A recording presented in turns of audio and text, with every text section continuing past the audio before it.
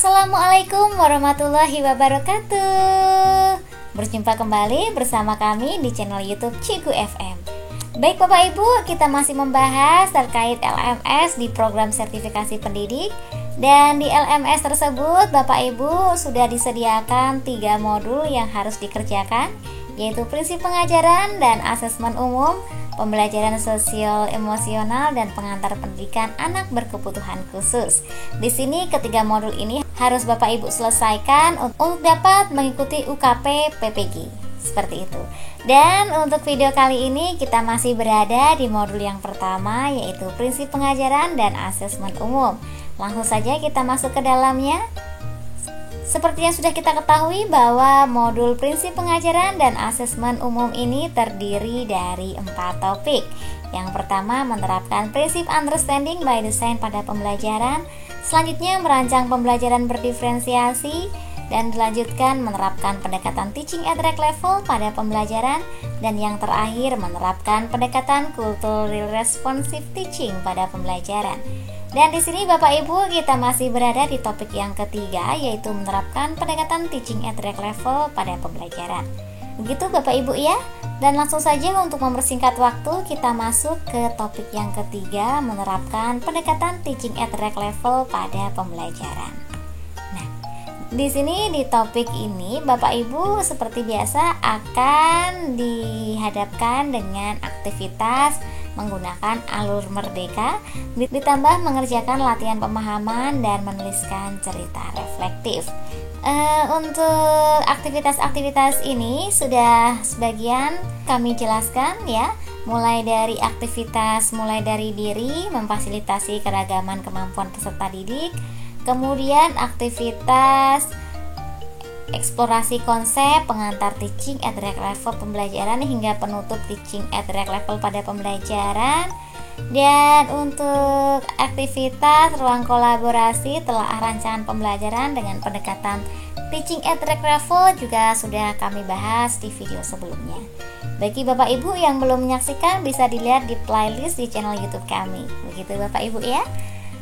Untuk aktivitas video kali ini kita sudah sampai di demonstrasi kontekstual, yaitu hasil telaah ya. Untuk aktivitas hasil telaah ini kita langsung saja diklik untuk mengetahui materi ataupun tugas yang sudah menunggu kita.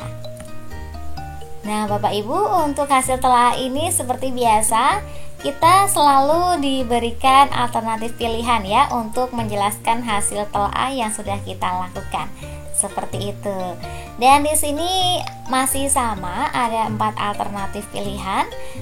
Baik dengan mempublikasikan pada platform media sosial, kemudian meminta pendapat dari rekan sejawat. Dan yang kedua, mempublikasikan di grup jejaring rekan sejawat dan dimintakan 1 hingga 2 orang rekan guru untuk memberikan tanggapan. Selanjutnya bisa dengan mempublikasikan di blog pribadi dan meminta rekan sejawat memberikan komentar. Dan yang terakhir dengan mempresentasikan pada rapat guru dan meminta beberapa orang rekan sejawat untuk memberikan umpan balik. Seperti itu Bapak Ibu ya. Untuk di aktivitas hasil telaah masih sama seperti di topik-topik yang lalu. Kita diberikan 4 alternatif pilihan untuk menjelaskan hasil telaah yang sudah kita lakukan pada aktivitas ruang kolaborasi. Langsung saja Bapak Ibu, kami selalu menyediakan referensi jawaban pada setiap aktivitasnya. Nah inilah seperti biasa Bapak Ibu ya, untuk pertama kali kita harus menuliskan identitas diri terlebih dahulu. Kemudian identitas tugasnya pada modul 1 topik yang ketiga begitu. Untuk alur merdekanya demonstrasi kontekstual dan aktivitasnya hasil telaah. Nah langsung saja untuk hasil telaahnya di sini Bapak Ibu ya, kita menuliskan instruksi pada aktivitas di LMS begitu agar kita tidak lupa untuk instruksinya itu apa. Dan inilah pilihan kami jatuh pada alternatif yang keempat, yaitu mempresentasikan pada rapat guru dan meminta beberapa orang rekan Bapak Ibu untuk memberikan umpan balik. Seperti itu Bapak Ibu ya. Di sini adalah lampiran hasil telaah bersama rekan sejawat yang sudah dikerjakan pada aktivitas ruang kolaborasi. Jadi silakan Bapak Ibu melampirkan hasil telaah yang sudah dilakukan bersama rekan sejawat di aktivitas ruang kolaborasi untuk dimasukkan di aktivitas hasil telaah. Seperti itu untuk lampiran pertama ini Bapak Ibu ya. Nah, sama seperti di ruang kolaborasi. Silahkan di copy paste saja Bapak Ibu ya.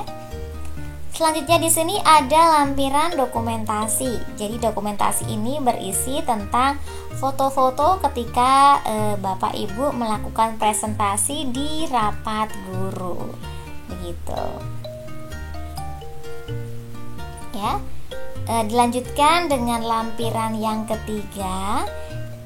Ya, lampiran yang ketiga ini Bapak Ibu bisa melampirkan hasil lembar umpan balik dari rekan sejawat. Silakan bisa difoto kemudian ditempelkan di lampiran yang ketiga ini gitu.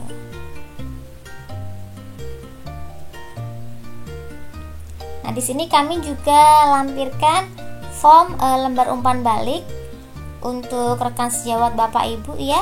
Jadi ini bisa digunakan referensi untuk membagikan lembar umpan balik ini kepada rekan sejawat untuk diisi.